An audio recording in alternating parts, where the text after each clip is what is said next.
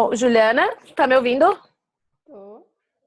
Bom, vamos começando, porque senão a gente vai acabar perdendo o horário, e aí quem for entrando participa ao longo do que a gente estiver conversando, pode ser? Pode. Ok. Eu tô te ouvindo bem baixinho, não sei se é se é o meu computador, eu vou aumentar o som aqui, ou se é você tá falando baixinho. Acho que agora melhorou. Melhorou? Sim, melhorou. Aham. Ok. Então, Juliana, para a gente começar um pouquinho, para a gente começar o nosso webinar, eu gostaria que tu se apresentasse, fala um pouco de ti, qual é a tua história com a AFS, de onde tu és. Então, eu sou coordenadora do Centro de Idiomas do IFTM Campus Patrocínio e o meu contato com a EFS começou há uns 3 meses. Tá. Na verdade, a gente tinha outros acordos, mas o contato não era feito diretamente comigo, era feito diretamente com o diretor do campus. Uhum. E a gente está se entrosando, a EFS está tentando oferecer algumas oficinas para os alunos do nosso centro de idiomas e estamos tentando realizar as parcerias aí que são cabíveis, né? Sim, bacana. Então, Juliana, tu já recebeu alunos na tua escola, lá no IF de vocês, vocês já receberam estudantes do AFS? É a primeira vez que vocês vão receber? Não, a gente já recebeu 2 estudantes, Ok, a Mari italianas. ok, certo. Então você já tem uma experiência um pouquinho com italianos, né? Sim, mas Ok, a minha experiência direta com eles não é tão grande assim, mas a gente já tem experiência de ter recebido. sim, sim. Ok. Eu quero saber então agora um pouco das tuas.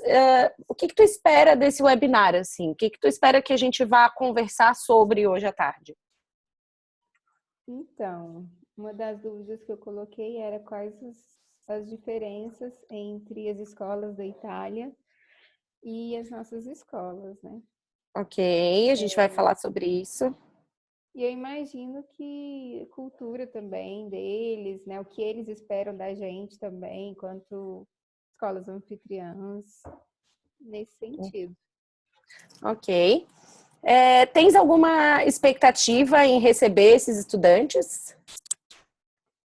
Então, a nossa expectativa é no sentido de que os nossos alunos, eles são muito receptivos aos estudantes de intercâmbio e, a gente percebe que existe, além dessa receptividade, uma interação muito boa e uma troca de cultura muito boa. Uhum. E por isso que a gente faz tanta questão em receber esses alunos. Tá. E quais são os medos de vocês, enquanto escola, em receber estudantes estrangeiros?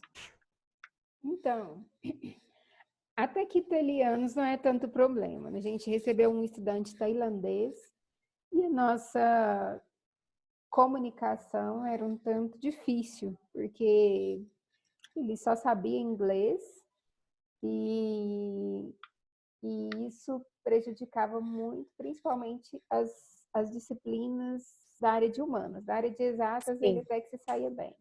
Mas as disciplinas da área de humanas, ele tinha bastante dificuldade, Ok. justamente por causa dessa tradução. Ok. Ok. Certo. Então, com italianos não tiveram problemas assim em adaptação na escola. Não, elas até conseguiram aprender rápido a língua portuguesa e os meninos ficavam trocando figurinhas com elas, foi tranquilo. Bacana. Bom, então eu vou começar a compartilhar minha tela aqui, que tem a apresentação com as que eu preparei para hoje. Ok. Consegues ver, Juliana? Consigo. Tá, então, assim, o nosso webinar, né? A nossa agenda, a gente vai falar um pouco sobre os objetivos, né? Falamos sobre as expectativas de vocês. Vou falar algumas informações básicas sobre a Itália no geral, como país. falar sobre essa diferença, né, das informações sobre a escola italiana e aí pautar nas diferenças em relação às escolas aqui no Brasil. Vou comentar sobre sugestões de atividades para as escolas brasileiras e a gente pode falar sobre dúvidas, mas não precisa esperar para tirar as dúvidas no final. Cada vez que tu tiver uma dúvida, tu pode falar e a gente vai fazendo como se fosse uma conversa, ok? Bom, antes de a gente começar, eu vou me apresentar. Meu nome é Andreia, eu sou voluntária do AFS desde 2009, 2010. Sou professora do IF também, em Garopaba, lá em Santa Catarina, professora de inglês. Eu participei desse projeto na Itália, então eu fui para lá em janeiro, fevereiro, e visitei escolas. O meu foco lá era justamente observar as escolas e essas relações entre professores e alunos, como é que funciona o sistema escolar lá na Itália. E aí eu consegui juntar um pouco de informações sobre isso e trazer nesse webinar. Eu visitei escolas apenas no sul da Itália, eu não visitei escolas no norte, as meninas que ficaram no norte é que me passaram as informações de lá, mas em relação à estruturação das escolas não tem muita diferença. O que pode ter diferença, às vezes, em norte e sul é questões culturais, questões de crenças, religião, mas em relação à estrutura escolar é a mesma. Bom, então vamos começar aqui. Então, sobre a Itália. A Itália é um país bastante pequeno. Aqui nesse mapa, ele está dividido entre as regiões da Itália do AFS. Tá? A região que eu fiquei é essa mais verde-limão aqui. É bem no sul da Itália, tá? Na província de Salento. A capital da Itália é Roma. Tem uma população, a Itália toda tem uma população de 60 milhões de habitantes. E a religião deles é o catolicismo. 88% da população se diz católica, mas, assim, tocando em aspectos culturais que são importantes para vocês levarem em conta até na escola, os adolescentes hoje em dia não são tão católicos quanto são os pais e os avós, principalmente os do norte da Itália. Os do sul da Itália ainda são bastante católicos, estão perdendo essa ligação com a igreja, mas os do norte muito mais, já perderam muito mais. Tem muitos estudantes que vêm, a gente tem quase certeza que são católicos pela questão, né, do Vaticano ficar na Itália, mas eles falam, não, eu não vou para a igreja, não sigo religião, então isso é bastante comum. E a moeda deles é o euro. Então, qual é o perfil dos estudantes que nós do AFS recebemos, e principalmente focando nesse ano de 2018? Agora, no ciclo que a gente chama de NH18, que são os estudantes que chegam a partir do dia 3 de agosto, já na próxima semana, nós vamos ter 97 participantes italianos. Tá? As idades deles são entre 16 e 18 anos, e eles vêm de diversas regiões da Itália. A gente não... tem norte, sul, da Sicília, da Sardenha, eles vêm da Itália inteira. Teremos vários bolsistas, tá? Na Itália, no AFS Itália, 80% dos estudantes que viajam recebem bolsas do AFS no valor de 20% a 100%. Então, são poucos os estudantes que pagam o valor integral do câmbio. Todos eles passam por uma seleção antes para saber o quão grande será o desconto deles no intercâmbio, se eles vão receber uma bolsa de 20%, de 60%, de 80% ou de 100%. Todos eles estão no ensino médio, tá? E eles frequentam na Itália os liceus. Aqui, acho que antigamente no Brasil, acho que lá nos anos 40 eram chamados de liceus. Os liceus na Itália, eles são divididos em 6 tipos: o clássico, científico, artístico, linguístico, de ciências humanas e musical. Eles ainda também têm os institutos técnicos ou institutos profissionais. Os nossos estudantes, majoritariamente, vêm de liceu. A gente não recebe estudantes de institutos técnicos ou de institutos profissionais. Eu já vou explicar por que eles vêm só de liceus e não dos outros. Então, como é que é a escola italiana? A escola italiana, basicamente, ela é dividida em 3 partes. Ela é dividida entre o primário, que tem a duração de 5 anos, que começa dos 6 anos de idade até os 11. Aí depois os estudantes vão para o secundário de primeiro grau, que tem duração de 3 anos, dos 11 aos 13. E aí, por último, eles vão para o secundário de segundo grau, que é o que a gente pode dizer que é o ensino médio, que vai dos 13 aos 18. Todos os liceus têm duração de 5 anos, a não ser o liceu artístico, que é o liceu para quem tem interesse em ir para as áreas de arquitetura, que aí são 4 anos. As aulas lá são todas de segunda a sábado, tá? Das 8 às 13 horas. Então, eles só têm aulas no turno da manhã, eles não têm aulas no turno da tarde. No turno da tarde, normalmente as escolas têm atividades extracurriculares. Eu não vi nenhuma escola que funcione no período da tarde com aulas regulares. Todas elas são pela parte da manhã, até por conta da duração das aulas, né? Que vai das 8 às 13. Eles não têm costume de adotar uniforme, as escolas de ensino médio não usam uniformes. E o ano letivo deles vai de setembro a junho. Então, as férias escolares de meio de ano, que a gente tem aqui em junho e julho, eles lá têm em dezembro. Okay? As avaliações nas escolas são feitas sempre em provas orais e provas escritas. E o sistema de nota deles vai de 0 a 10. Então, dificilmente os alunos vão tirar 0, 1 ou 2. Eles vão de 3 a 4, que é muito ruim. 5 é insuficiente. 6 significaria suficiente. 7 é bom. 8 ou 9, excelente. 10 também é uma nota que os professores comentaram que dificilmente eles dão aos alunos. O máximo que se vê os alunos receberem são 9. A Itália tem escolas públicas e escolas privadas. Grande parte dos alunos que a gente recebe do AFS são de escolas públicas. Uma porque o ensino lá é gratuito para todos. E as escolas privadas, além de serem muito caras, elas são mais voltadas a uma educação para alunos com deficiências visuais, com deficiência física. Seriam as escolas inclusivas que a gente tem aqui no Brasil, que é qualquer escola, lá eles têm foco voltado para as escolas privadas. Juliana, alguma dúvida até aqui? Algum comentário?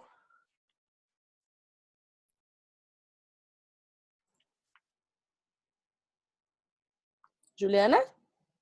Não, eu estou achando interessante essas diferenças.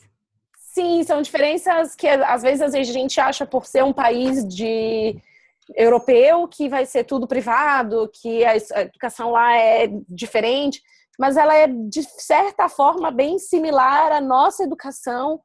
A divisão das escolas, os formatos, ele é de certa forma moderno, mas ele lembra muito ao formato do Brasil lá nos anos 50, 60. É bem interessante essas diferenças. Então, o que é o secundário de segundo grau, que eu vou dar um foco maior, que são de onde vêm os nossos alunos que a gente recebe aqui. Então, ele é obrigatório, os alunos são obrigados a ir à escola durante os 5 anos. Existe multa do governo para os pais dos alunos que não frequentam a escola.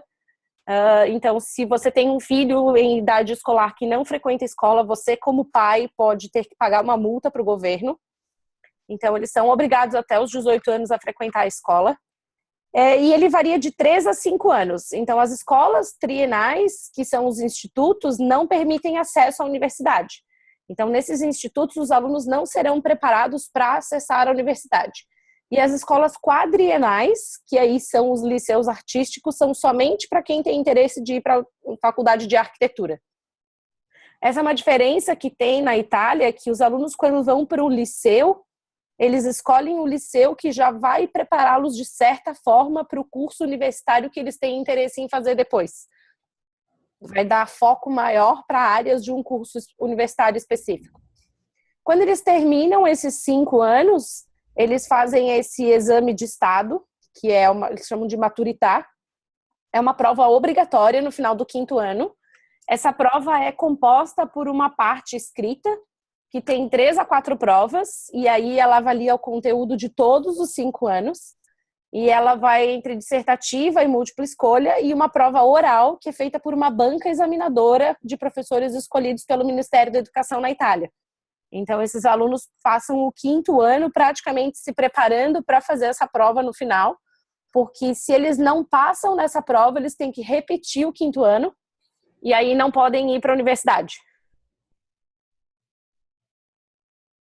Então, como é que são os liceus? Os liceus, eles preparam o estudante para ir para a universidade. Ele escolhe, o estudante na Itália, ele pode escolher a escola que mais tem a ver com o que ele gosta ou com o que ele vai fazer no futuro. Por exemplo, eu terminei o secundário de primeiro grau e eu tenho interesse em fazer psicologia.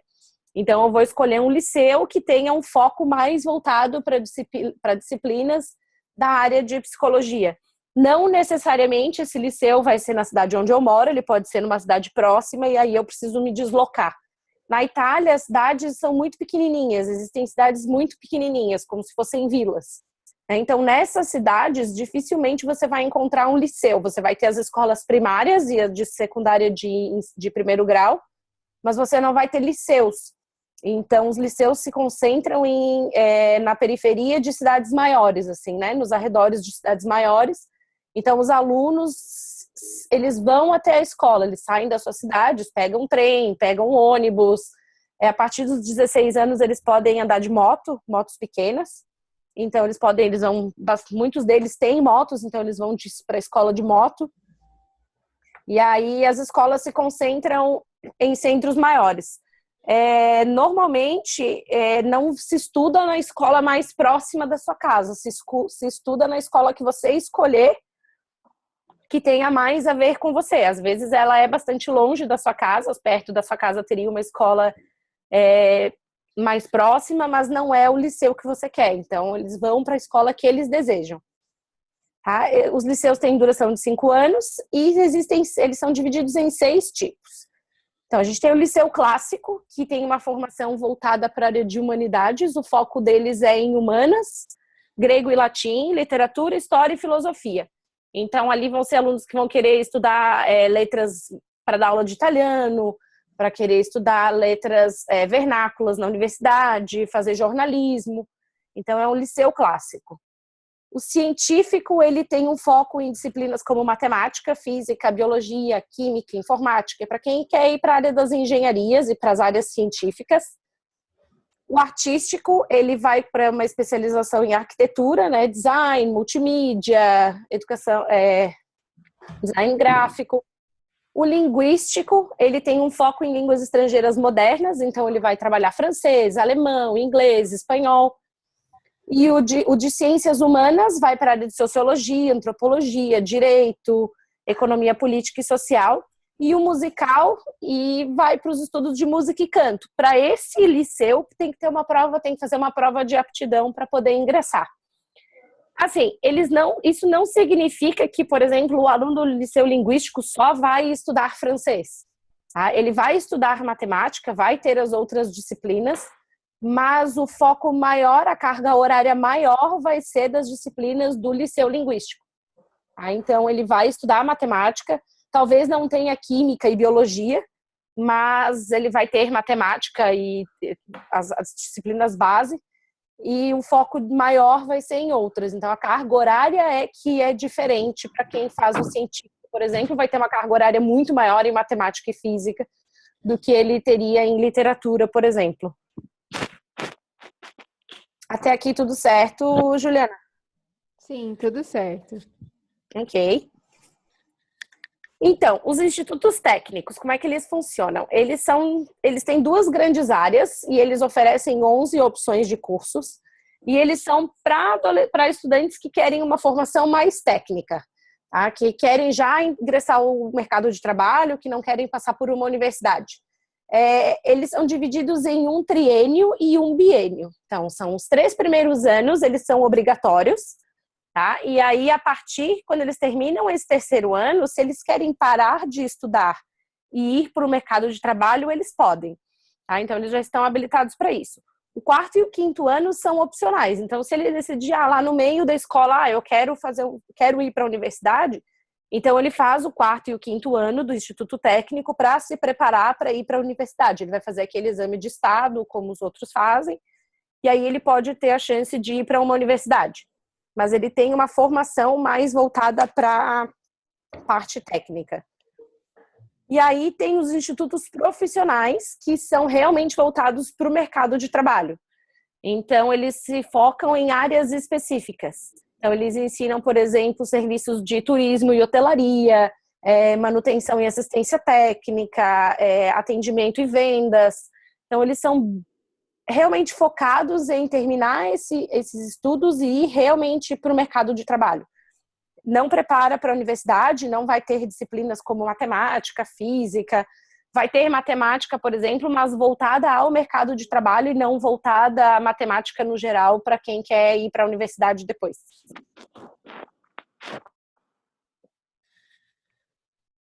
Okay? Vou falar um pouquinho, então, sobre a relação do aluno e do professor na Itália. Eu assisti algumas aulas, observei algumas aulas na Itália, e eu pude perceber que, assim, os alunos lá, em termos de comportamento em sala de aula, são muito parecidos com os alunos brasileiros, pelo menos o que eu me recordo da minha época e o que eu vejo dos meus alunos no IF. Eles conversam bastante, eles falam alto, eles sentam de grupos. Então, assim, eles têm um comportamento de aluno como é o comportamento de aluno que a gente está acostumado aqui no Brasil. Não é um comportamento de aluno que não questiona, que não pergunta nada. Eles perguntam, eles tiram as dúvidas, eles querem saber o porquê das coisas, então eles são bastante críticos em relação ao que eles aprendem. Eles sempre querem saber o porquê de estar aprendendo aquele conteúdo e para que aquilo serve. Então, eles têm essa liberdade de pedir, de tirar as dúvidas em sala de aula. Alguns países, por exemplo, a Tailândia, dificilmente os alunos vão perguntar em sala de aula porque a relação deles com autoridades é muito diferente. Eles não podem questionar autoridades. Então, dificilmente um aluno tailandês vai falar na sala de aula que ele não está entendendo ou que ele não concorda com algo que tenha sido dito na sala. Existe na Itália regras em relação ao comportamento não só dos alunos, mas em relação deles com os professores. É um comportamento, assim, digamos que na teoria ele é bastante formal.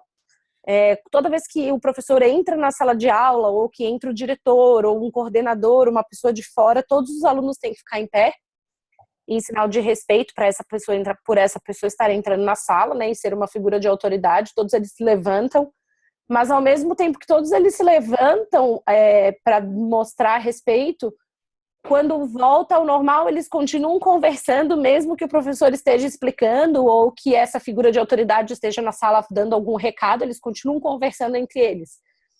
Então dá para ver que, assim, é uma formalidade, mas é uma formalidade que não que é apenas cumprimento de tabela, assim, né? Cumprimento de protocolo. Porque, na realidade, eles não deixam de ficar conversando uns com os outros só porque tem uma pessoa de autoridade dentro da sala de aula. Isso é bem interessante de perceber. Não tem uma relação professor-aluno como a gente vê aqui no Brasil em alguns lugares, do professor ser amigo do aluno, de ser parceiro, de ajudar o aluno com dúvidas, de conversar com o aluno quando ele está com dificuldades, não só na disciplina, mas às vezes até dificuldades em casa, problemas pessoais. Isso eu não vi na Itália e tive comentários de alunos que isso dificilmente acontece, assim. O professor realmente tem um distanciamento maior dos alunos do que os professores aqui no Brasil. Os italianos levam a escola bastante a sério, tanto que eles têm, assim, dificilmente eles faltam aula, eles têm uma frequência exemplar, eles estudam bastante, eles se preocupam com notas, até porque o ano escolar deles no Brasil é validado na Itália. Então, eles precisam levar as notas do Brasil para a Itália para poder validar o ano escolar. Normalmente, quando eles vêm para o intercâmbio, eles estão fazendo o 4º ano. O que eles vão fazer validar lá vai ser o 4º ano do ensino médio. Então, quando eles chegam, eles vão direto para o 5º ano e aí se preparar para o exame de estado. Então, eles têm que levar as notas daqui, eles precisam ter frequência, eles precisam ter um comportamento como se eles fossem alunos brasileiros, para poder passar de ano mesmo. Algumas escolas na Itália, não todas, têm um professor conselheiro para o intercâmbio, que é um professor que antes do estudante viajar, vai ajudar ele nesse processo de preparação para a viagem, vai ajudar o aluno a fazer um plano de estudos, por exemplo, de colocar assim, essas são as disciplinas que você teria aqui na Itália no 4º ano, e para cada disciplina são esses os conteúdos que você precisa saber quando você voltar. E aí alguns desses professores acompanham o aluno durante o ano de intercâmbio, dão tarefas para ele fazer durante o ano de intercâmbio, né, que não são relacionadas à escola brasileira, mas que vão, de certa forma, preparar esse aluno para quando ele voltar, ele ter os conteúdos das disciplinas todos trabalhados. Até porque, se a gente for pensar nessas divisões de liceu, nem sempre o aluno que vem para cá de um liceu linguístico vai ter aulas de alemão no Brasil, se ele tinha aula de alemão lá. Então, alguns conteúdos, talvez eles tenham que estudar por conta própria em casa para poder suprir quando chegarem lá na Itália de volta. Nessa questão, eu acho que a escola brasileira pode ser parceira no sentido de questionar os alunos italianos. Qual é o seu plano de estudos para esse ano? O que você precisa aprender? Qual foi o seu combinado? Normalmente esse acordo ele é assinado pelo estudante, assinado pelos pais, assinado por alguém do AFS.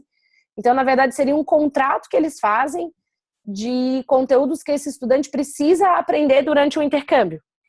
Então, se ele não tem isso na escola do Brasil, ele vai ter que estudar em casa. Mas, às vezes, é um conteúdo de matemática que ele não vai ter na sala de aula no Brasil, mas que talvez o professor de matemática da escola possa ajudá-lo.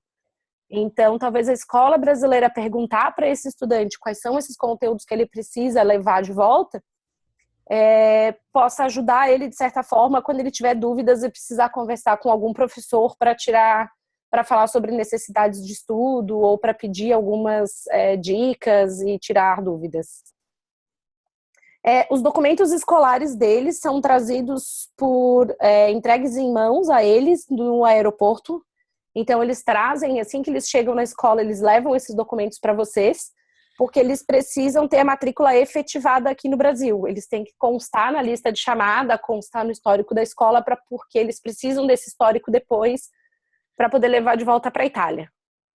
Aí, então, como eu já falei, eles validam esse ano escolar, né? Então, isso é importante frisar para a direção da escola que os estudantes precisam das notas. E para os professores também, assim, os professores que vão trabalhar com aquele estudante, ele precisa fazer as provas, ele tem que fazer os trabalhos, ele vai ser avaliado como qualquer aluno brasileiro aqui, regular aqui no Brasil. Juliana, dúvidas, comentários?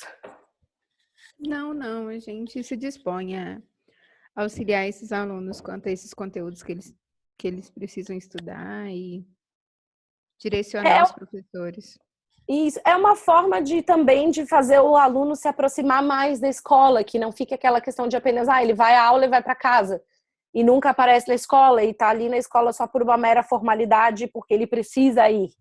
É uma forma de trazer ele para dentro do círculo escolar e fazer com que ele participe das atividades e das relações escolares, né? E não fique só família, amigos, mas também a escola seja parte desse universo do estudante durante o ano de intercâmbio. Sim. Eu trouxe aqui um modelo de documento escolar italiano que eles trazem com eles. Tá? Então, aqui fala sobre qual é o ano em que eles estão estudando.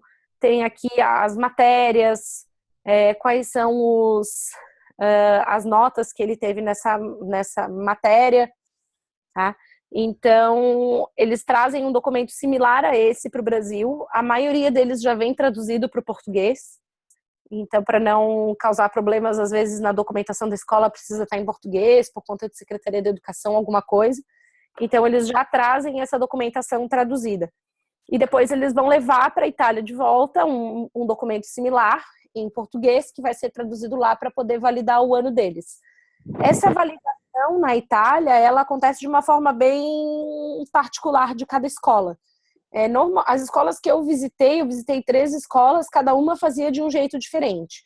Uma delas, o aluno ele validava matéria por matéria com cada um dos professores. Então, a professora de italiano, você vai sentar com ela, vai ver o que você fez e ela vai validar o que você estudou ou não. Ou ela vai fazer uma prova oral, ela vai fazer uma prova escrita. Depende de cada professor. Algumas outras escolas, eles fazem como se fosse uma banca de professores, e o aluno apresenta para esses professores tudo o que ele aprendeu no Brasil naquele ano. Não somente em relação a conteúdos escolares, mas também em relação a questões de família, questões culturais, sobre todo o ano todo ano no geral, assim, não só na questão escolar.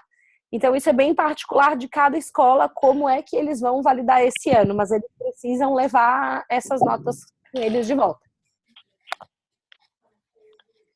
Eu trouxe aqui algumas sugestões de atividades que a gente pode fazer, que a escola pode fazer com os estudantes. Eu não sei se no IF de vocês têm o costume de fazer alguma atividade com os alunos extra classe. Temos, sim. Tá? E com os intercambistas, vocês já fizeram algumas atividades extra classe, algumas atividades culturais na escola, utilizando os intercambistas propriamente? Fizemos. A gente fez no último semestre uma roda de conversa entre os intercambistas, não só os que estudavam aqui no Instituto, mas outros de outras escolas, e a gente convidou e foi super produtivo. E eles fizeram, uma aluna chamada Carlota fez uma oficina de culinária. Ah, é muito bacana, muito bacana. Foram algumas das sugestões que eu coloquei aqui, né? De organizar seminários culturais na escola, em que esses alunos falem sobre o seu país e apresentem o país. Na Itália nem sempre, mas os tailandeses às vezes trazem roupas e trazem coisas para danças típicas. Então, essa ideia de juntar outros estudantes intercambistas de outras culturas, até mesmo brasileiros, às vezes até estudantes do próprio IF que já tenham feito intercâmbio para outros lugares, falar sobre o seu intercâmbio. Eu acho isso bem bacana.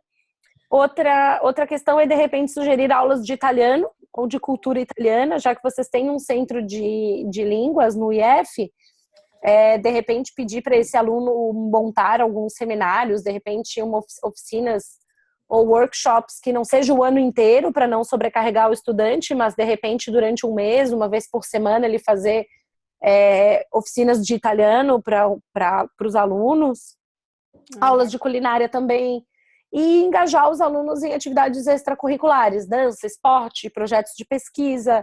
A gente no IF tem essa cultura, né, de ter projetos de pesquisa, de ter as aulas dos cursos técnicos. Então, de certa forma, fica mais fácil de engajar o aluno nesses projetos. Sim.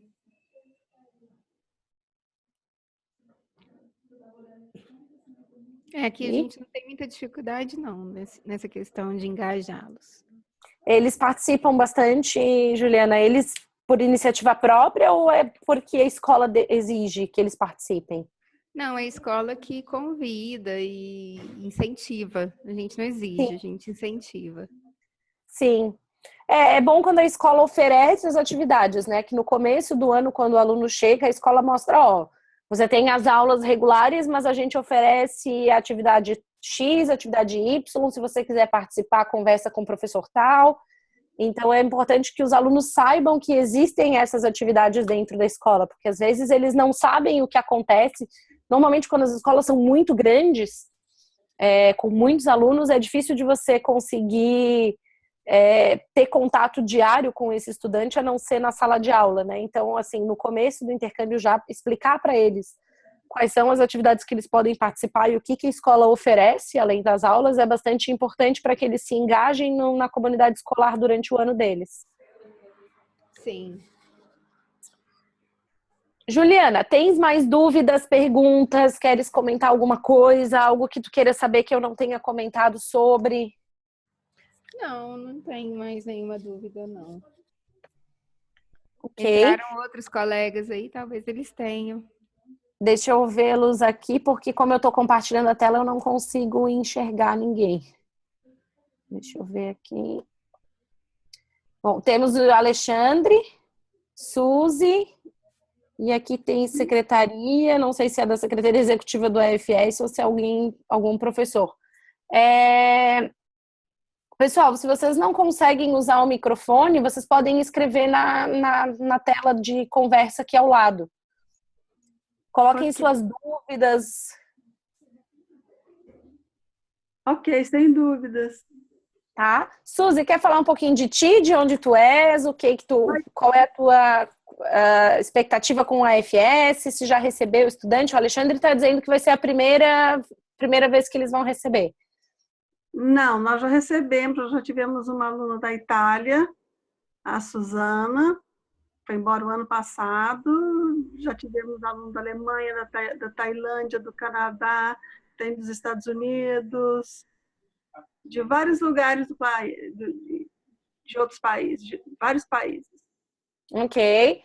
Tem alguma atividade, Suzy, que vocês façam na escola e que seja diferente dessas que nós comentamos agora durante o webinar, que você queira compartilhar, atividades que vocês fizeram com os alunos? Não, eu posso, por exemplo, compartilhar o que nós fizemos com Suzana, da Itália, que ela deu aula de cultura e línguas para quem tivesse interessado, então, tanto para os servidores quanto para os alunos. Ok, bacana. Ok. Alexandre, essa vai ser a tua primeira experiência com o AFS. Tens algo que tu tenha, alguma dúvida que tu queira saber, alguma expectativa em relação a receber esse aluno?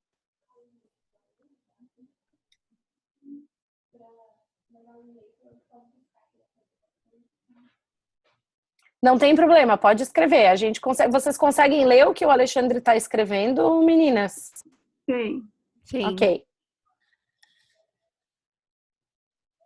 Ok, que bom. Alexandre, a gente sabe, eu trabalho no IF também, trabalho no IF de Santa Catarina, em Garopaba, e a gente não recebeu estudantes do AFS porque o técnico integrado começou esse ano, então a gente está com a primeira turma, ainda não tem idade para conseguir colocar os alunos do AFS lá. Mas eu já levei os outros estudantes que a gente recebe em Garopaba para participar das atividades do IF abertas ao público externo. Então, a gente sabe que o IF oferece várias oportunidades para os alunos participarem de atividades extracurriculares. Então, isso é bem importante, gente, engajar eles o máximo possível em atividades escolares. Ajuda eles a se sentirem queridos, acalorados aqui no Brasil e torna que a experiência deles, que é uma experiência de educacional mais rica, né? Ok. Fabiana entrou agora. Fabiana, você nos ouve?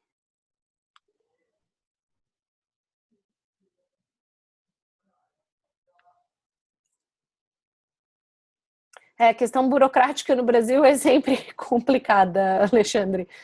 É bastante complicada. A parte burocrática é mais difícil de resolver, mas com força e fé a gente consegue. Ok. Acho que a Fabiana, não sei se a Fabiana consegue nos ouvir. Eu não consigo clicar no nome dela aqui. Bom, gente, se vocês não têm mais dúvidas ou se vocês querem fazer outros comentários, Kelly, agora eu consegui ver o nome da Kelly aqui. Kelly, consegue nos ouvir?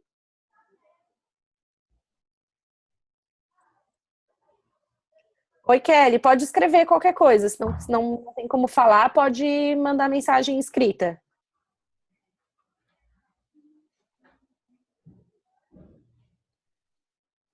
Tô anotando os nomes de vocês aqui, gente, para passar para a secretaria.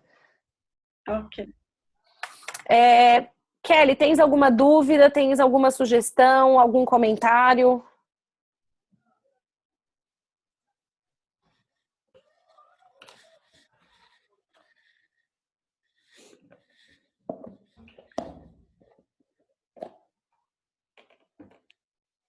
Ok.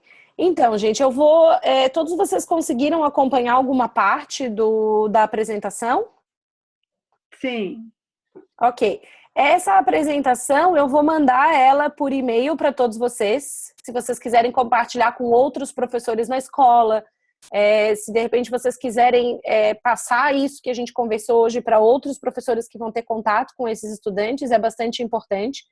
Esse webinar está sendo gravado, então toda a conversa está sendo gravada e a gente vai disponibilizar para vocês o vídeo mais tarde.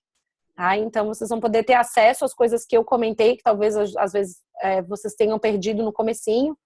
E aí, vocês podem compartilhar isso com outras pessoas na escola que vão receber os estudantes. Ok. Ok? Certo? Ok, então, se está tudo certo, a gente encerra por aqui. E qualquer dúvida, eu vou deixar o meu e-mail aqui ao lado. Deixa eu colocar ali na parte da conversa. E qualquer dúvida que vocês tiverem, vocês podem mandar e-mail para mim também. Tá? Eu já estou na FS há algum tempinho, lido com estudantes há bastante tempo e trabalho em escola, então o que vocês precisarem de dúvidas, vocês podem entrar em contato comigo também. Certo, André. Ok? Obrigada. Obrigada pela participação de todos. Tenham um bom restinho de dia e um bom final de semana para todo mundo. Para você também. Muito obrigada. Obrigada.